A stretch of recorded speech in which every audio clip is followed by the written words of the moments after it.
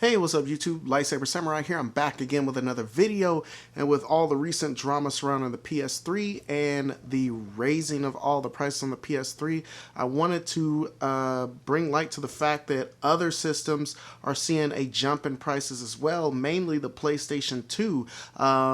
Again, a lot of the games that were on the PlayStation 2 that have been cheap for a long time have all of a sudden seen major spikes in prices. So in this video, I wanted to showcase 5 that you need to be on the lookout for. So without further ado, let's talk about it.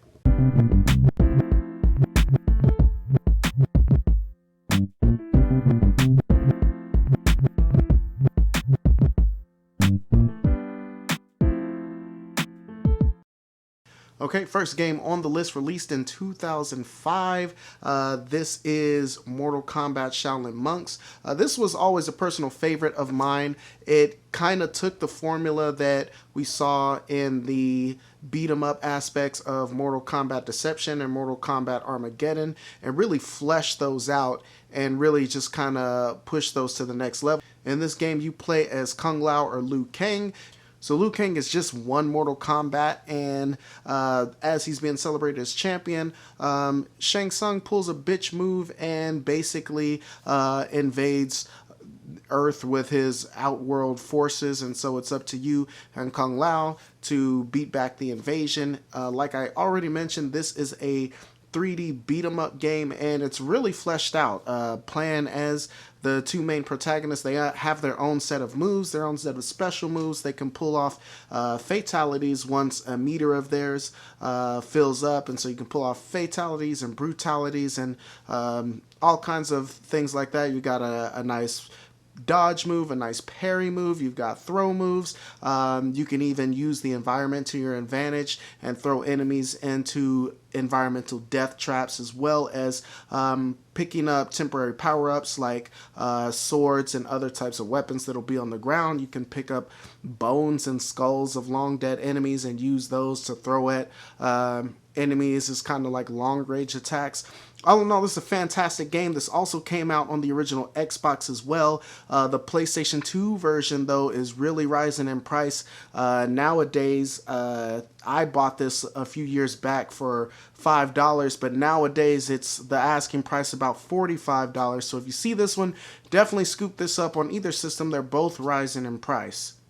Okay, speaking of fighting games, the next game on our list is brought to us by Activision, and this is one of kind of my favorite lesser known about fighting series of all time, and this is the third installment to the Bloody Roar series. Bloody Roar 3 came out, I believe, exclusively on the PlayStation 2.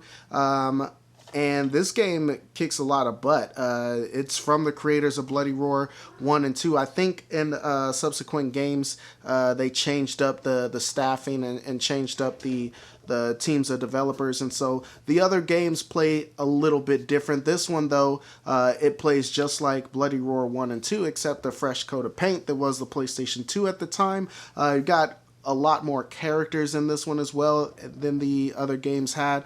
Still not a whole lot. I think it's rounding out about 14 to 16 or so. So not like a lot, but definitely something for everybody in this. Again, it's Bloody Roar, so you'll play as a bunch of fighters who has beast-like personas that they can transform into once you build up your bar.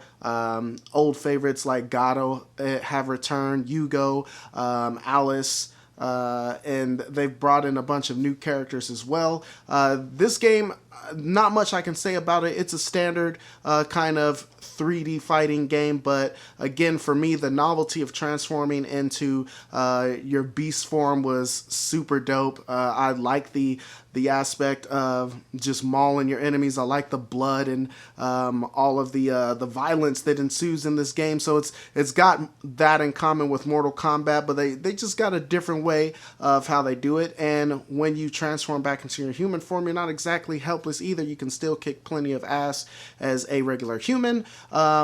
The arenas are a little bit destructible in this game too, so depending on what type of moves you hit your opponent with, if you smack them up against the wall or even the floor hard enough that you can break through the walls and even through the ground, and I believe the ceiling as well, but I'm not quite sure on that. Graphics on this look pretty sharp, some pretty smooth lighting effects, and the textures look pretty good. And again, I didn't notice anything as far as slowdown. The animation is really well done as well. So if you see this one, Bloody Roar 3 is hovering around the $50 mark as well at the time of this recording, and I don't see it dropping in price anytime soon. So I'm on a personal quest to collect all the Bloody Roar games, so definitely had to pick this one up. If you guys see Bloody Roar 3, it's definitely a worthy addition to the library, so if you see it, go ahead and grab it. Okay, moving on to the next game on the list, and this is a game that I thought I had already, but apparently I didn't, so I had to go re-buy this one. This game has been a $15 game for years, but in the last month or so, it's really shot up in price. That is Jam Vendetta on the PlayStation 2, and this also came out on the GameCube. The GameCube version is hovering around the same price. So this game is a combination of kind of wrestling infused with hip-hop, and so it's more arcadey than some of the other games in EA's repertoire. This is, it plays a lot like, I think WWF No Mercy or WCW No Mercy. I can't remember which one it was, but they had released some fighting or some wrestling games prior to this, and they really just take the formulas off of those. There is a little bit more button mashing involved, so the Def Jam games play a little bit more arcadey as opposed to like simulator based, and for me, I'm all down for that. It's got a storyline in it where you play as a protagonist. You can pick between 4 protagonists, and you're just kind of making your way through the urban fighting league where you'll take out the big bad at the end. You'll meet a ton of rappers along the way. Some of them you'll ally with, and some of them you'll have to defeat to prove yourself. A lot of the hottest rappers at the time, like Ludacris and Method Man, Nori, Redman, Scarface, Dub C is in here, and also DMX is in here. And this DMX did not appear in Fight for New York, nor did he appear in Icon. And with his recent passing, I think that was a lot of the driving force behind the recent jump in this game, because he is a playable character in this, and he's somebody that you encounter in the game. So the fact that you can see and play as DMX, and to my knowledge, is the only kind of video game type of media that he's been featured in. Yeah, this one really shot up in price. Not to mention Def Jam Fight for New York is atrocious at this point. Both versions of the game well over $100, so it was natural that people would start to revert back to this one and start collecting this. If you see it nowadays, it's gonna run you about $65 for a complete in-box version. Even a greatest hits version like this, the greatest hits and the black label go for about the same price. So if you see this for a cheap price, or even if you bite the bullet and pay $60, I got a good deal on this recently, paid about $47 for it, so I can't really complain. More than I generally like to play for video games, but that one's only going up in price, and it's a fantastic game, so I didn't feel like I wasted my money. Again, Def Jam Vendetta, if you see it, definitely pick it up. Okay, penultimate game on the list, and this one was kind of surprising to me. This is one that I kind of forgot about from Sega, and this is kind of a pseudo-sequel to Shinobi that came out on the PlayStation 2. Definitely a hidden gem in its own right. It's Nightshade by Sega. It came out around 2004 or 5 or so, and you play as a Konoichi in this, and it's set in the same universe as the Shinobi. In this, though, you don't really face demonic enemies like you did in the first Shinobi. You're not, exercising your former clan by killing all of your former comrades and all of that. In this one, you take on more kind of like bug-like creatures, and even a lot of the humanoid characters you face are actually robots, so there's not a lot of humanoid creatures that you fight in this game, but she controls just like the protagonist in the Shinobi game. You've kind of got your slow walk, your dash, your wall run.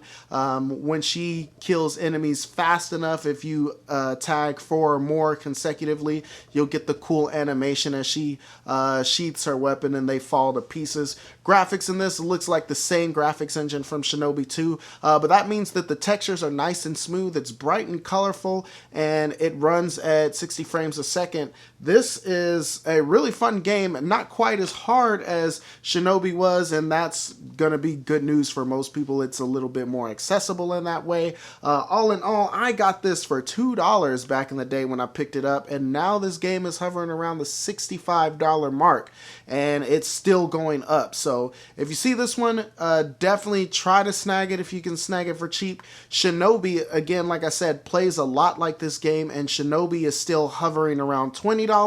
But I expect that to change sometime in the near future. I expect Shinobi to start rising in price, especially after this gets unobtainable for most people's budget. They will go back and they'll try to get Shinobi instead, and the demand for that will cause Shinobi to go up. So go ahead and grab them both. Again, Shinobi's about 20 bucks. This is about 65.